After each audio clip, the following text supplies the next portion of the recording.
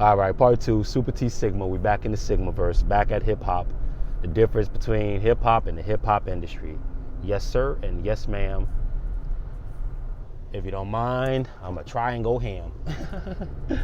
All right, so here it is. We talked about the gear and the clothing and the style and how everything that glitters is not gold, especially if you owe. Everything that glitters is not gold, especially if you owe. Don't buy the Maybach if you don't have 5 times as much Maybach money in your account. You got to take care of it. What you think is going to be in pristine condition for 5 years straight? I don't know. I never bought a Maybach, but I'm assuming that it's going to need maintenance at some point. And for real, a lot of artists that's in the industry styling this stuff in front of us, like, man, you saw how home hopped out the thing? Man, the thing is just a trinket that the label is dangling in front of us, and the rapper is just the cheerleader inside of it. So they could talk all of that tough. We got the bars, we got this off drug money, we got this off. No, you didn't. No, you didn't. Because in reality, they don't let you make that kind of money without jamming you or without a mole being right next to you from day one. Nah, it's the homie that you first split your first sack of weed with. That's the feds. You ain't gonna notice it until 25 years later, but they gonna let you cook. They're not gonna be stopping you for every nickel and dime sell you make. This ain't the 80s. They gonna let you roll loud first. They gonna wait until you got all the fat. They're gonna wait until you got bricks. That's when they want you. What group of cops is trying to run up and kick somebody door in for $1,500 They don't care about that. They'll let you hustle right in front of them.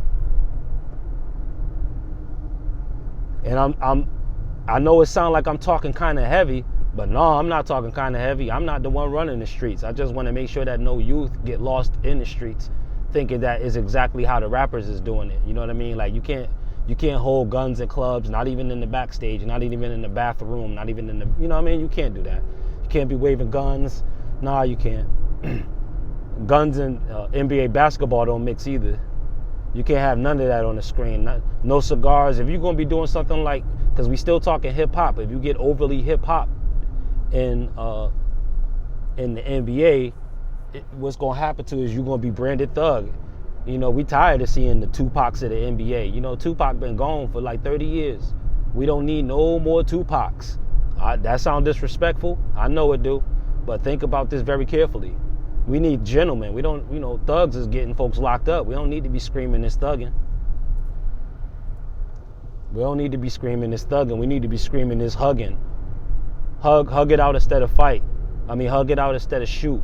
I'm not saying, as a man, you go ahead and handle your business, but take it to the hands and the feet. Go in the backyard and scrap. You know what it is. Maybe you don't know what it is, but this is the kind of men your fathers was supposed to be.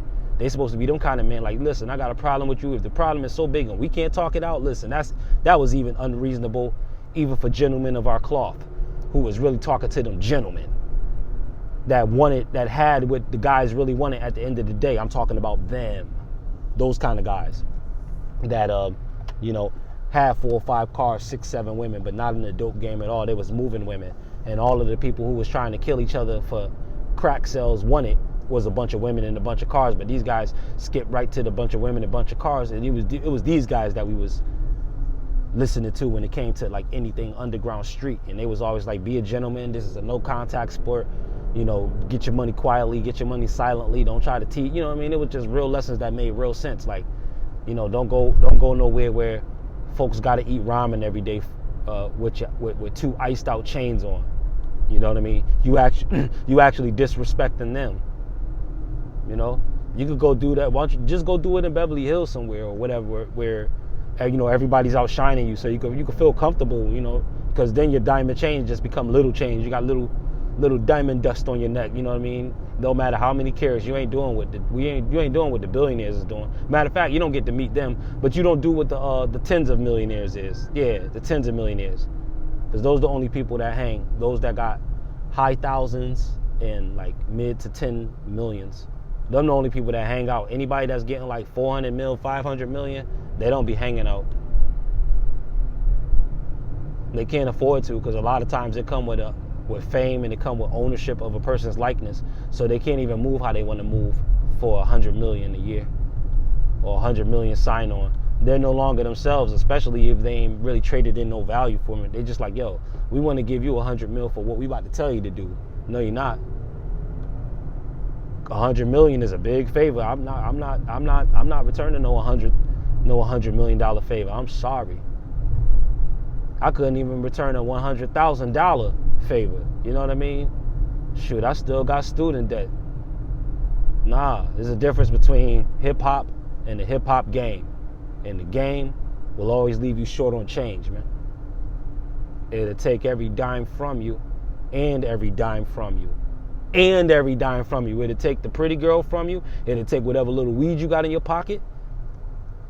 And it'll take everything you got in your account. And it don't even have to be forcefully. You'll just be trying to keep up and blow it. Nah, that keeping up stuff don't work, man. My attempt to try to keep it up was, you know what I mean? I was blessed to be in a situation where I didn't have to worry about that. You know, I'm from the hood, but I was in and out of Ivy League colleges.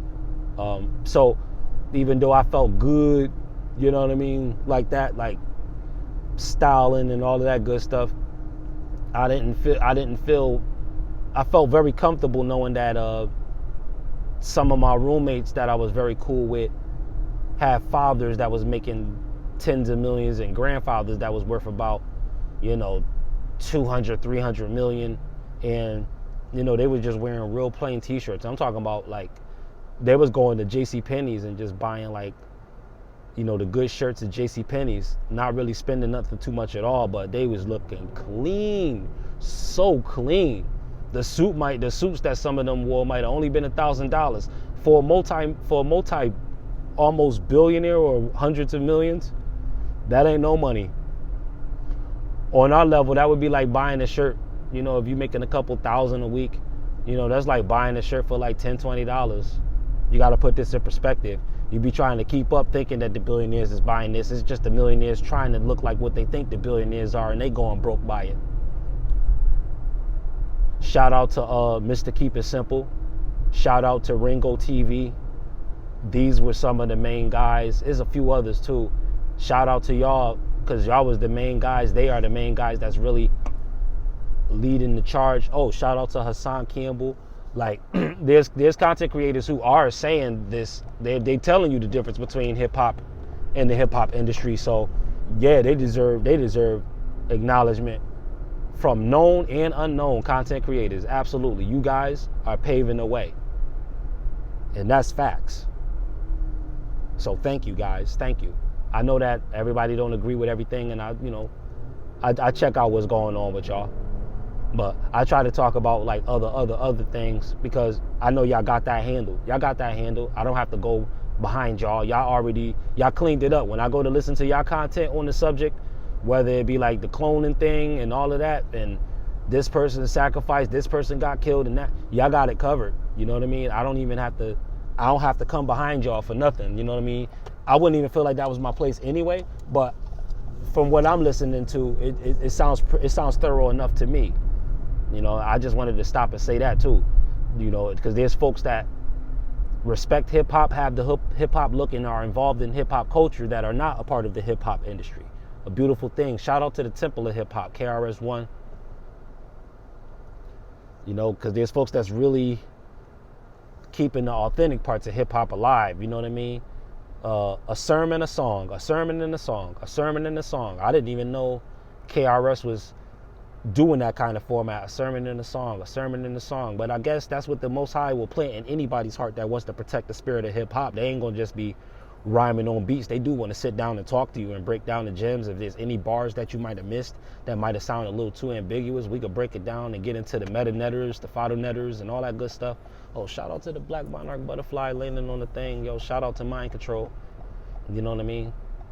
Ain't nothing wrong with mind control if it's controlled in the right direction. If you find out what the person's desires are, and whatever it is, if those desires are right and good, let the person control their own mind with that. Show them how to control their own mind with the things that will really benefit them. Hey, the mind gonna have to be under control somehow, whether you focused on what you ain't supposed to be focused on or focused on what you should be focused on. Something gonna be getting your mind's attention. So why not, you know what I mean, use all them symbols and stuff, minus all of the torture and minus all the electric shock therapy and minus all the sleep deprivation and minus all the LSD slipped in the meals unawares, minus all of that. Just let the person eat their Pop-Tarts, let the person eat their Twizzlers, let the person drink their soda, let the person drink their Red Bulls. Let you be whoever you is. We like you just like how you are. You know what I mean? That's the new hip hop that I believe in. I believe in that if you nice enough and you a superstar, you could come out just how you is. You don't even have to put the game controller down. You could go on the stage with the headset on still. Matter of fact, keep the controller on your hand.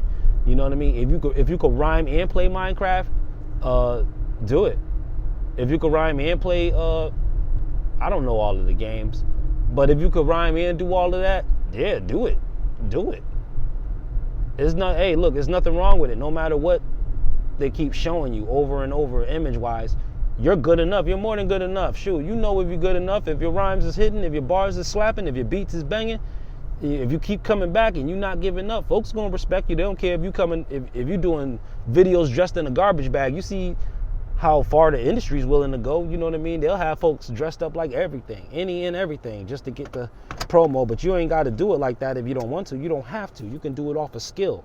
But it's going to take excessive work ethic, though, so that you could crowd out a lot of what is being pushed mainly. But hey, it's worth the challenge. Super T Sigma programming. We be hip-hopping and non-stopping. Peace.